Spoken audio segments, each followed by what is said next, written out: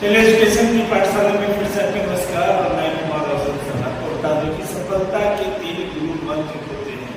क्या है कि हर एक स्कूल में नया सेशन हो रहा है। 1 तारीख 2 तारीख वहीं पे 3 तारीख डिफरेंट स्कूल में अलग अलग तरीके से सेशन बिगिंस किया जा रहा है। अब नए क्लास के बच्चे के जा रहे हैं, नए क्लास में नए संकल्प के साथ नए सेशन पर पढ़ाई करना और उसके लिए 3 थिंग्स और यह 3 चीज के ऊपर बात करेंगे। पहला बात करेंगे डिसिप्लिन क्या होता है।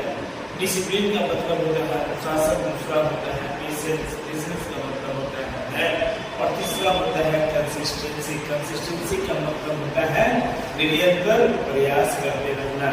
और बात आती है कि आप नए सत्र को लेकर के नए सत्र में नए क्लास में आप जाना, नए क्लास में आपको क्या करना है, 3 बातों को ध्यान में रखना है। पहला डिसिप्लिन, दूसरा पेशेंस और तीसरा कंसिस्टेंसी। अब डिसिप्लिन को बात करेंगे कि डिसिप्लिन चाहता है क्या कि हर दिन थोड़ा सही काम करना सीखे अपने लाइफ में। बड़ी सफलता का नियम होता है जो अनुशासन देता है, समय पर उठना, समय पर पढ़ना और काम करना और नियमों का पालन करना सबसे बड़ा महत्व होता है। दूसरा बात करेंगे, हम आपको पहले ही बताते पेशेंस, जिसका मतलब होता है धैर्य रखना। अपने सफल रातों रात सफलता जो है नहीं मिलता है, उसके लिए क्या असफलता आए तो घबराना नहीं है, बल्कि हमेशा बढ़ते रहना है, लिखते रहना है, पढ़ते रहना है, प्रयास करते रहना है और जब तक सफलता नहीं मिले तब तक लगे रहना है। और कहा गया है जो भी बच्चे प्रैक्टिस करेंगे, practice makes a man perfect, students can do practice, they can easily get success. If the students can't able to do practice, it can't be possible to get success.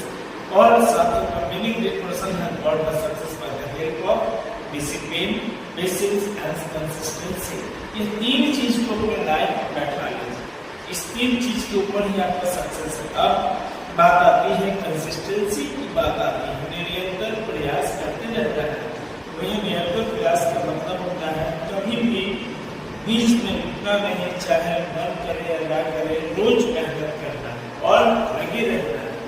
जो लगातार मेहनत करेगा वही जीवन में सफलता प्राप्त करेगा। तो इसी के लेकर के आखिरी बातें मैं आपको बताना चाहता हूँ कि जीवन एक टेस्ट है, खुशियाँ एक रेस्ट है और ज्यादा सोचना बेस्ट है, क्योंकि हम खुद ही इस संसार में गेस्ट हैं और इसलिए स्वयं खुश रहें और दूसरे को भी खुश रखें, यही हमारे लिए बेस्ट है। और हम यही कहेंगे कि भैया आपको क्या करना है।